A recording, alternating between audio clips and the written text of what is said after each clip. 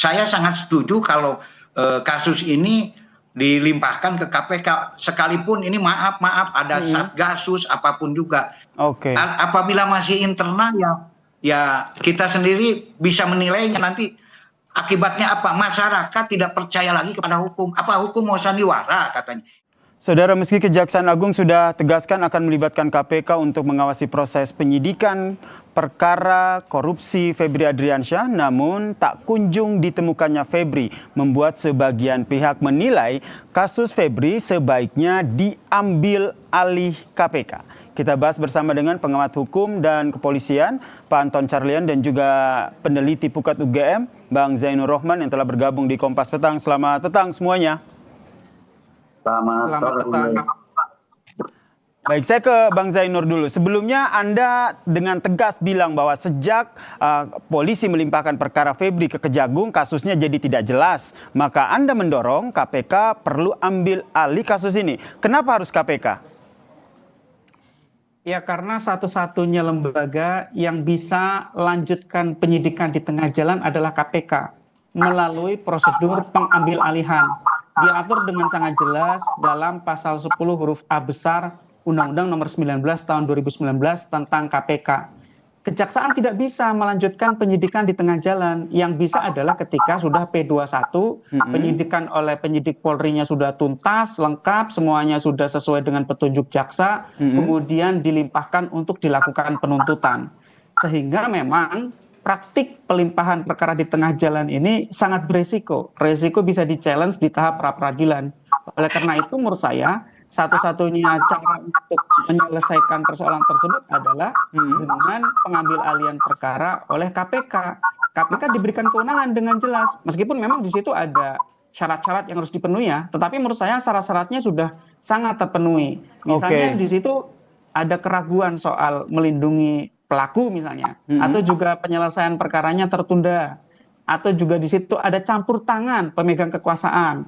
Jadi menurut saya Bang Yasir, kalau dilihat dari keadaan-keadaan yang berlangsung akhir-akhir ini, syarat-syarat itu sudah terpenuhi dan sudah seharusnya KPK melakukan. Berarti menurut Anda, Bang Zainur, secara aturan hukum itu tidak menyalahi, meskipun dari Kejagungnya sendiri menyatakan bahwa agar ini independensi dalam pengusutan kasus ini akan dibentuk tim khusus. Ya, dasar Kejaksaan Agung mengambil perkara di tengah penyidikan tidak ada. Itu yang pertama. Yang kedua, mau itu dibentuk tim khusus pun, apakah ada jaminan bahwa tim penyidik kejaksaan itu tidak konflik kepentingan? Karena FA ini adalah pejabat tertinggi di bidang pidana khusus, sehingga dia sudah punya begitu banyak jejaring di dalamnya, atau setidak-tidaknya adalah bawahan-bawahan atau mantan bawahannya. Sehingga kalau misalnya ini nanti tetap ditangani oleh kejaksaan, pertanyaan kita adalah, kalau memang FA tidak bekerja sendiri, kira-kira akan dibongkar tidak? Kalau yang menangani masih dari internal kejaksaan. Oke, keraguan itu yang membuat Anda mendorong agar kasus ini dialihkan ke KPK. Kalau Pak Anton sendiri, perspektifnya seperti apa terkait dengan kita berbicara soal penanganan kasus ini secara transparansi dan juga independen? Apakah juga mendorong kasus ini baiknya diusut sama KPK, Pak Anton? Saya kira memang komplain-komplain dari masyarakat pun juga salah satunya itu harus transparan, objektif, dan independen. Dari awal pengalihan kasus saja sudah menimbulkan berbagai permasalahan. Apalagi yang salah satu tersangkanya itu dari satu institusi. Bagaimana mungkin satu institusi bisa objektif dan independen?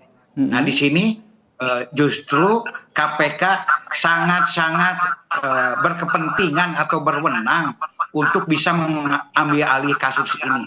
Sudahlah, kita ini era digital, masyarakat sudah pintar, tidak perlu lagi pakai sandiwara-sandiwara lah.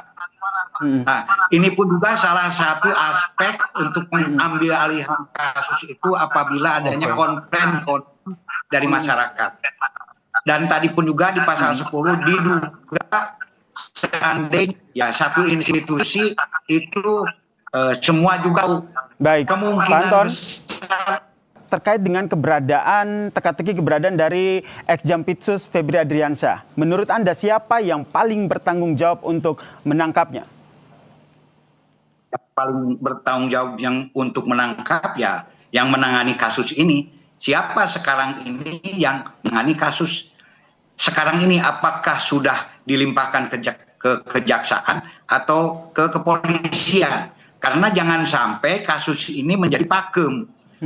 Tidak ada yang bertanggung jawab. Jadi betul-betul jelas penyerahannya baik secara administratif maupun secara hukum.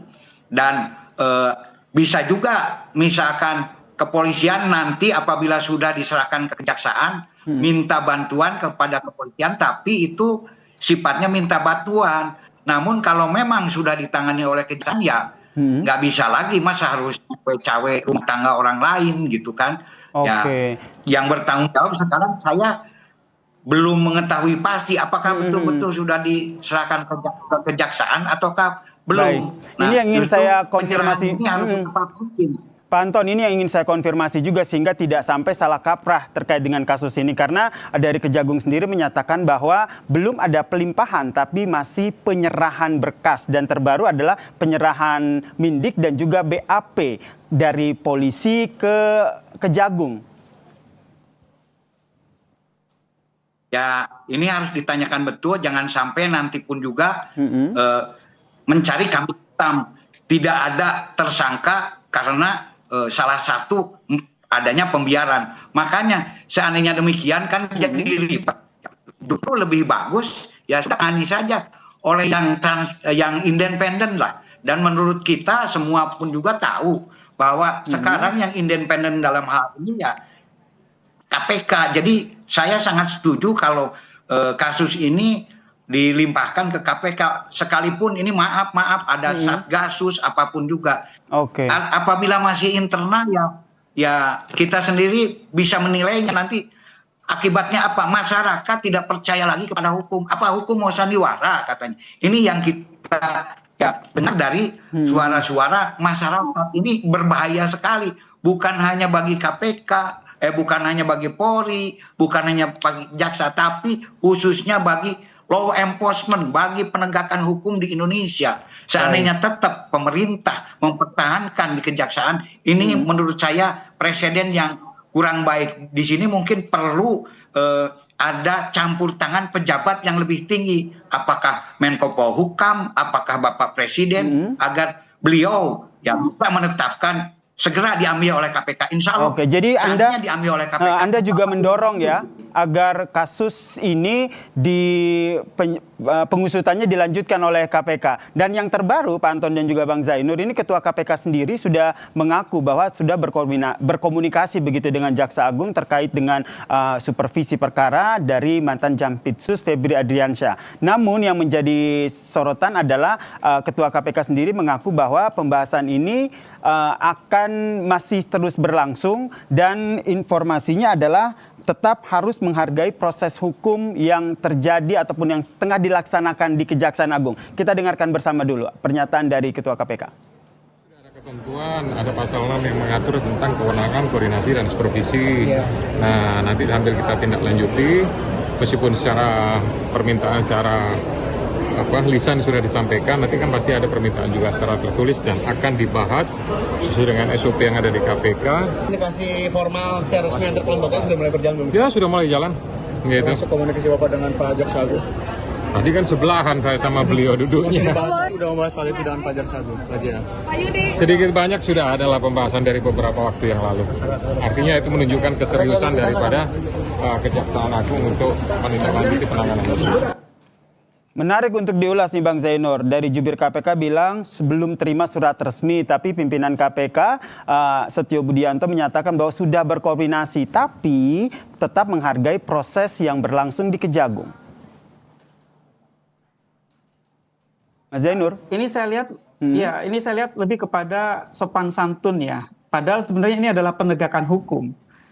Jadi kalau ini merupakan penegakan hukum, maka perlu dilakukan sesuai dengan aturan hukum. Memang KPK bisa dengan melakukan koordinasi dan supervisi. Namun untuk supervisi itu sangat-sangat terbatas. Supervisi itu kewenangannya adalah pengawasan, penelitian, dan penelaahan terhadap instansi yang menjalankan tugas dalam pemberantasan korupsi. Jadi tugasnya tidak bisa misalnya memastikan bahwa prosesnya itu benar-benar misalnya independen atau objektif. Untuk bisa benar-benar memastikan satu-satunya jalan adalah dengan mengambil alih. Alasan pengambil alihan menurut saya sangat kuat, yaitu karena pelimpahan di tengah jalan di tahap penyidikan dari penyidik Polri ke KPK kepada kejaksaan itu tidak memiliki dasar hukum sehingga membuka celah pelanggaran hukum. Dan yang kedua adalah tingginya potensi konflik kepentingan ketika perkara ini ditangani sendiri oleh institusi kejaksaan. Jadi Bang Zainur, menurut Anda untuk menghindari sopan santun dalam tanda kutip yang tadi Anda sampaikan, menurut Anda perlu ada pihak yang lebih tinggi levelnya memberikan perintah seperti yang tadi sempat disampaikan oleh Pak Anton dari Menko Polkam atau dari Presiden? Ya, perintah dari Presiden atau Menko Polkam perlu ya terhadap dua institusi, yaitu kejaksaan dan kepolisian. Apa perintah yang diperlukan agar masing-masing menghargai dan menghormati proses hukum yang dijalankan? Menurut saya pengalihan dari kepolisian ke kejaksaan itu tidak lepas dari bentuk-bentuk kanan, pressure, intervensi.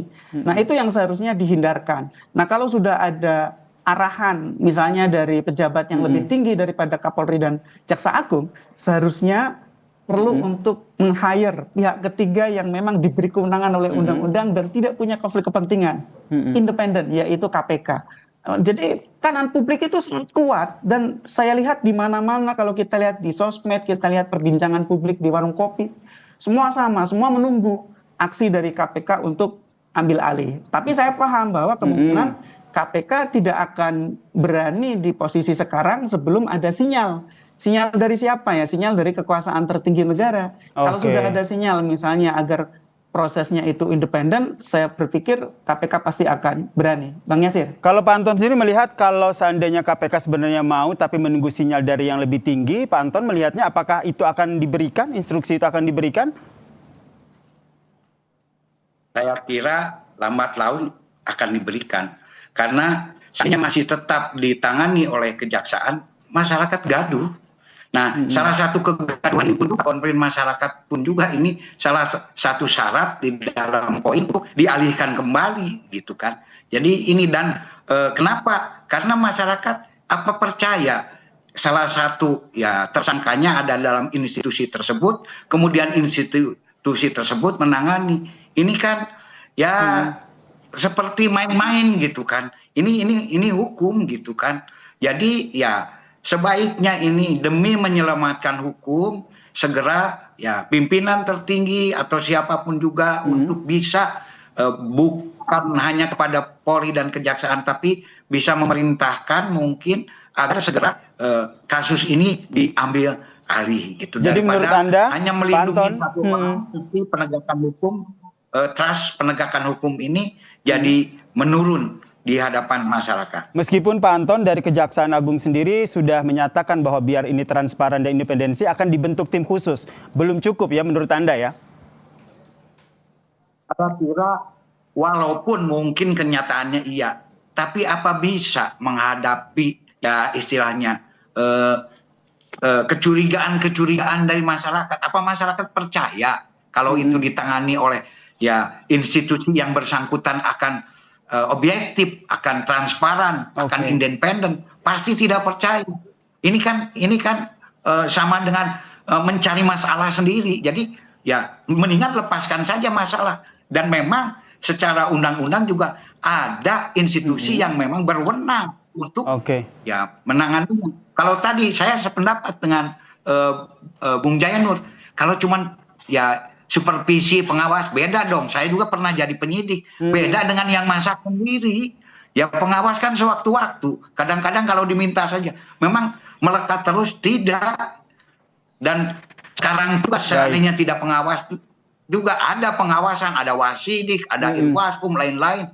Tapi beda dengan menggoreng dan memasak sendiri, beda sekali gitu kan. Sehingga baik Pak Anton Carlyan maupun dari Bang Zainur Rohman mendorong agar kasus ini sebaiknya diambil alih oleh KPK. Kita nantikan seperti apa proses hukum yang akan berlangsung selanjutnya. Terima kasih pengamat hukum dan kepolisian Pak Anton Carlyan dan juga peneliti Pukat UGM Bang Zainur Rohman telah berbagi perspektifnya di Kompas Petang. Salam sehat semuanya.